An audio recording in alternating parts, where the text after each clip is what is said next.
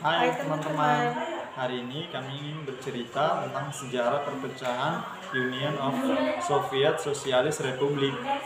Jika mendengar kata Uni Soviet, apa sih yang terlintas di pikiran teman-teman? Pasti kebanyakan menjawab permusuhan yang melibatkan agen rahasia Rusia dan Amerika. Uni Soviet merupakan keberhasilan sebuah ideologi untuk dijadikan sebuah negara. Lantas, kenapa sih negara sebesar Uni Soviet bisa hancur? Untuk lebih jelasnya, yuk kita simak videonya. Rusia pernah bergabung dengan negara-negara lainnya dalam satu wilayah yang disebut dengan Union of Soviet Socialist Republic, atau lebih kita kenal dengan Union of Soviet. Anggota Uni Soviet terdiri dari 15 republik, yaitu Rusia, Ukraina, Georgia, Belarusia, Uzbekistan, Armenia, Azerbaijan, Kazakhstan, Kyrgyzstan, Moldova, Turkmenistan, Tajikistan, Latvia, Lithuania, dan Estonia. Meski pada saat itu menjadi negara paling luas dan berada di masa jayanya, mereka harus menghadapi perpecahan. Lahirnya Uni Soviet berawal dari reformasi Rusia pada tahun 1917. Rusia saat itu dipimpin oleh Tsar Kaisar Rusia hingga Maret 1917.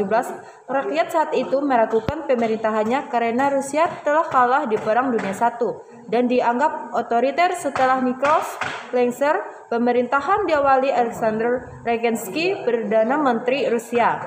Akan tetapi, pemerintahannya karena Rusia telah dikenal lambat mewujudkan cita-citanya rakyat Rusia, hingga akhirnya pada 1972 sampai 1921 terjadi perang sipil.